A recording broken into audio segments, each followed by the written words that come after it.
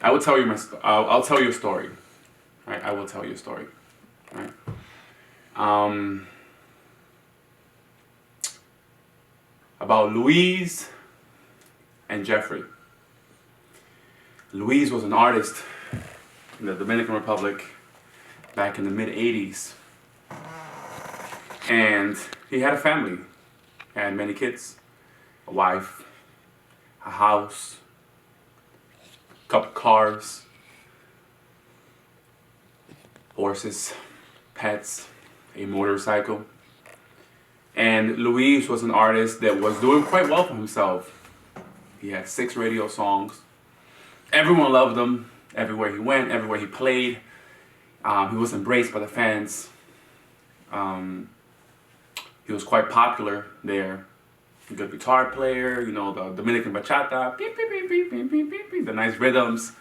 And he basically was loving life. And but he had an uncle. He had a brother. And his brother was living in New York at the time. And his brother was sending him like images of Elvis Presley with the big sideburns, you know, and all the glamour that came with living in the United States and being an artist in the United States. And Luis will get excited over it. You know, he'll think about that. He'll consider it. Like, you know, what would life be like in New York or Las Vegas? Because he'll see a lot of images like of artists in Las Vegas performing. So Luis kept living in the DR, kept his lifestyle up, and one time he decided, you know what?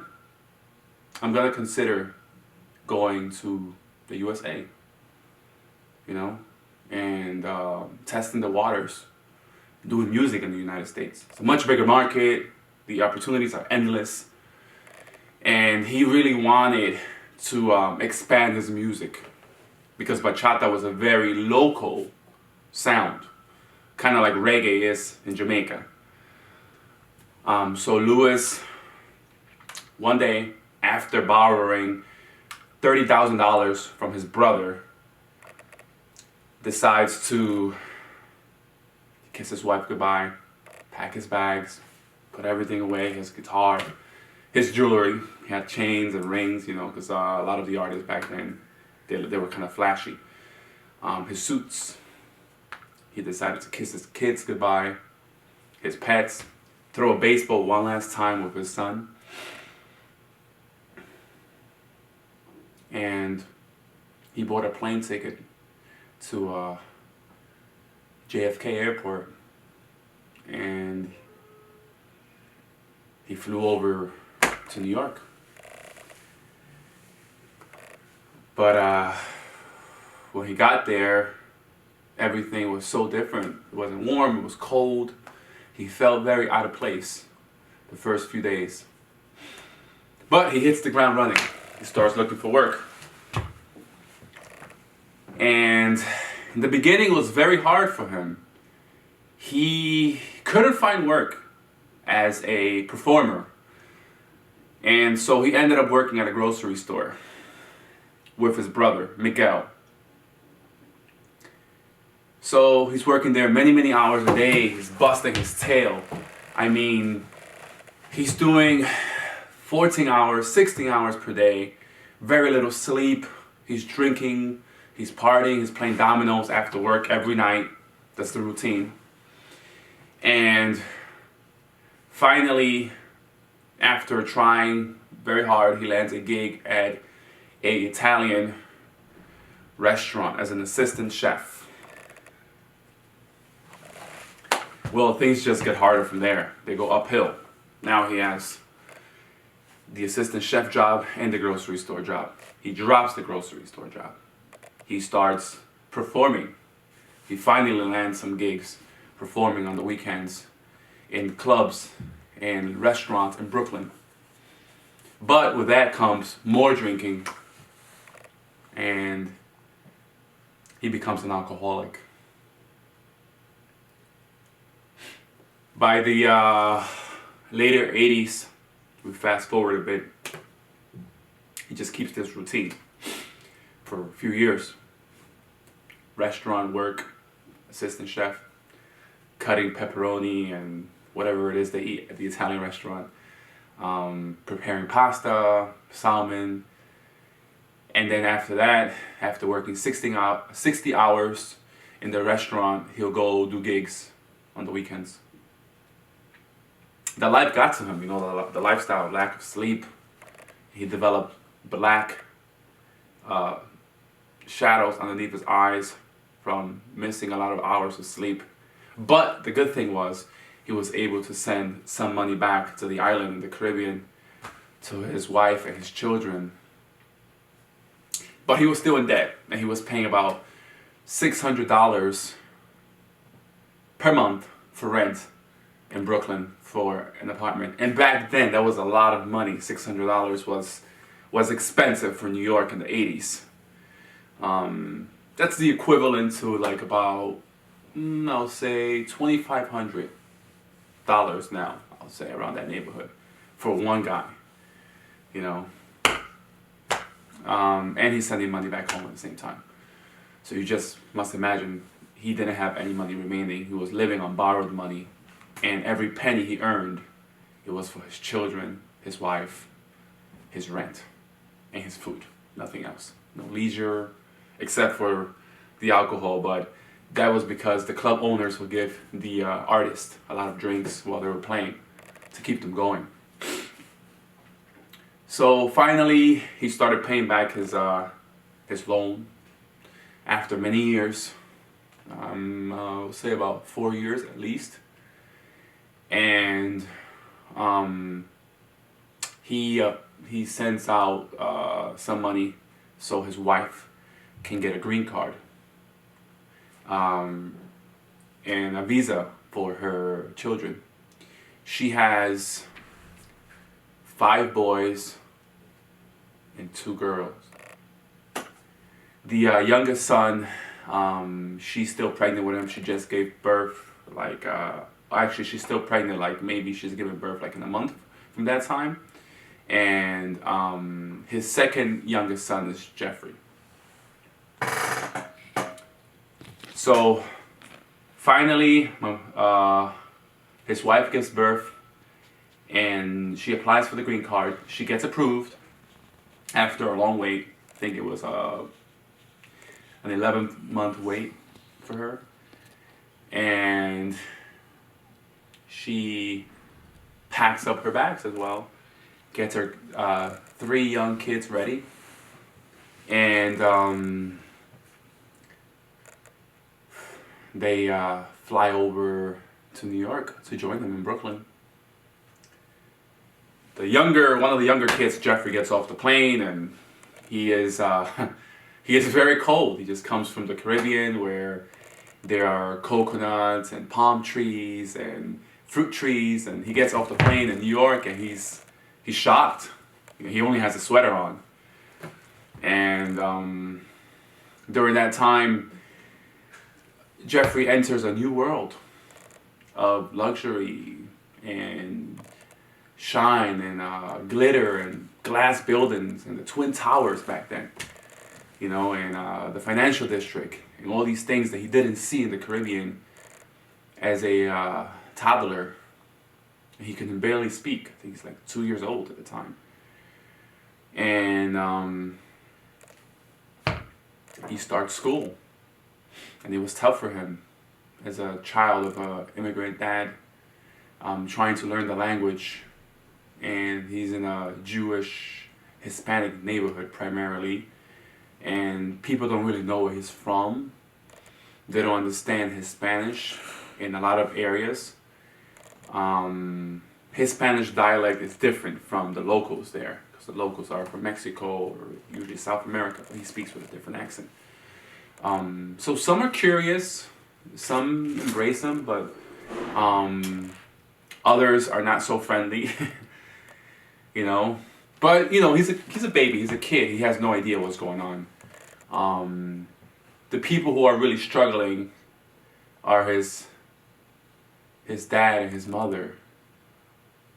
They're working really hard. His mother has to take up a job in a factory with a lot of Filipino colleagues and people from Southeast Asia She's working 16 hours a day. I mean, really hard. Sweating, burning her hands. She comes home with blisters on her fingers because she's making hats all day long. And she's using the glue gun, you know, the old-fashioned big glue guns they had back then. You put a little stick of glue in the back and you put little decorations on the hats, little by little, piece by piece. There were no machines back then. There were no automation. Everything was done by hand. And the craftsmanship had to be perfect. If you messed up, you had to do it again. And you had a certain quota to meet every day. So, for example, they had 1,000 hats to manufacture by hand.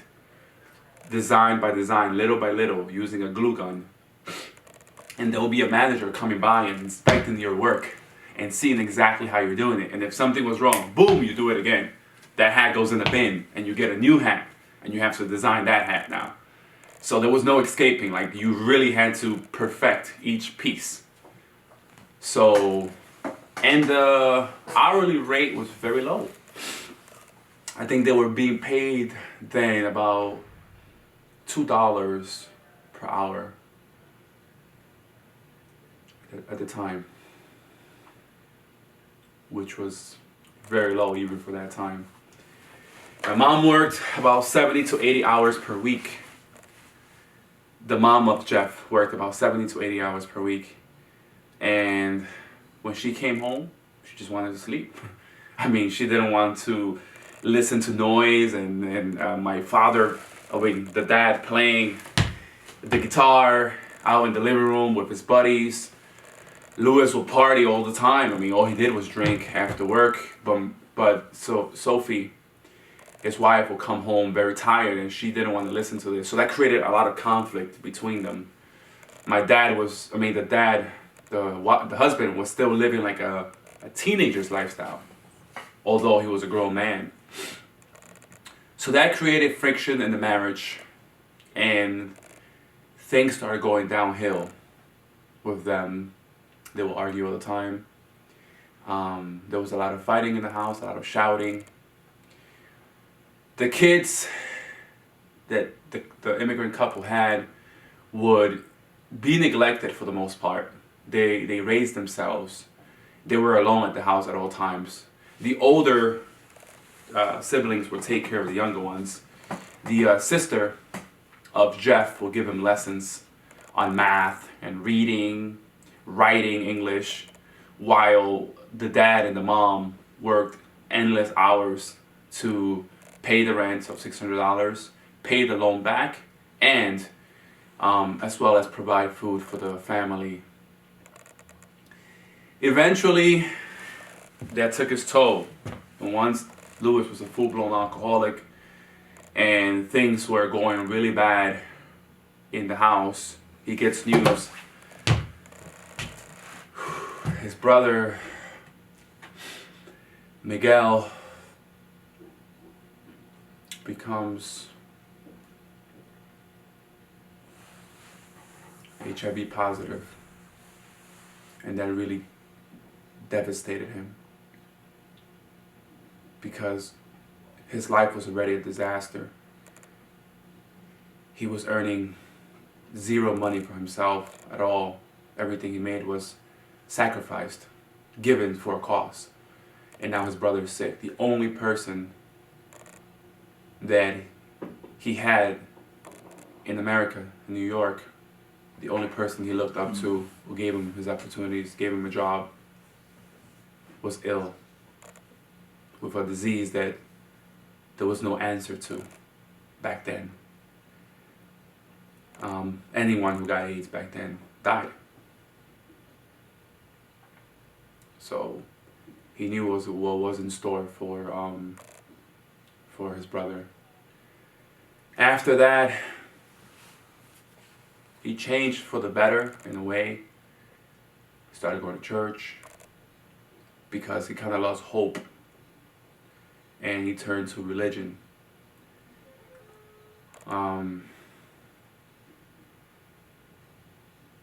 His kids were struggling in school. Jeff in particular was being bullied because he spoke differently. He was Black-Tino per se. People didn't really know where he was from, and that created friction amongst the African American children. When he went to school, he got into fights in the cafeteria. There was one time where he was eating chicken, and a kid threw a chicken bone at him. Bow! Hit him in the face. And Jeff didn't know how to react. I mean, he just grabbed mashed potato and salad, everything he had in his plate, and just whew, threw it back. Pow! Hit the kid, and there he goes. They started fighting, beating each other up. And ever since then, Jeff knew that it would be tough, that life for him would not be easy as a child of immigrant parents coming to the U.S. as a toddler and learning a new system. And he will always be an outcast. He'll always be different in the eyes of others. I remember another time I heard the story where they were bullying him as well, and he had to basically fight, and he started watching a lot of Bruce Lee movies to learn how to do karate. So, you know, he learned the 1-inch punch from Bruce Lee at the time. Like he would go, and he basically started watching a lot of films and mimicking Bruce Lee, because that was like one of his heroes growing up. And he learned how to kick like Bruce Lee, the roundhouse kick that Bruce Lee does when he turns his hip, boom, he turns into the kick. And actually, one time he was being bullied in the schoolyard, and the kid who was bullying him was a basketball player. So he was like, I don't know, it was like a towering figure. And Jeff was getting into a conflict with him, and he said, screw it. He threw his book bag down. He ran up to the kid when the kid wasn't looking. After he was getting attacked by the kid, and the kid was walking away, he flew kicked him. And after that, they started calling him Karate Kid. And no one messed with him after that.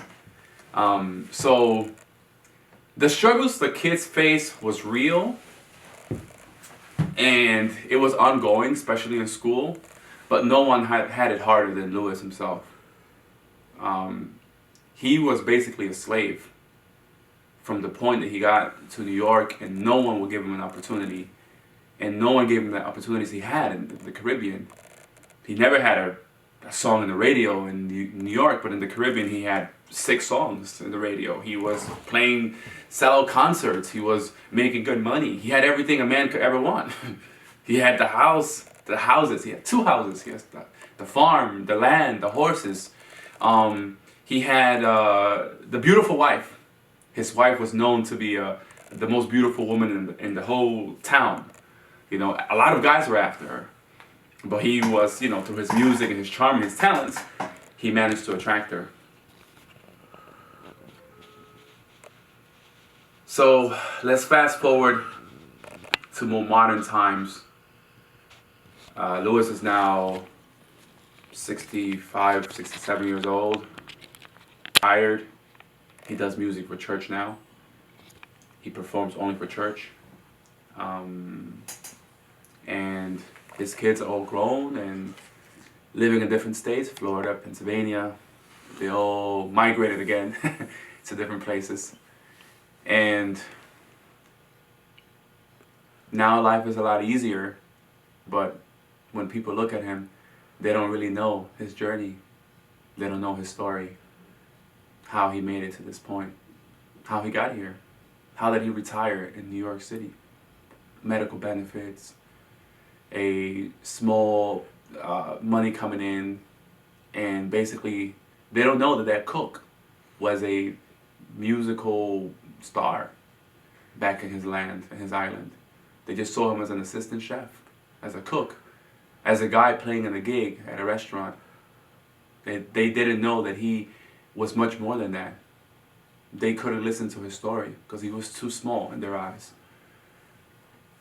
But everyone has a story, and Louis is my hero, and also my father, and I am Jeff. The Karate Kid. Thank you.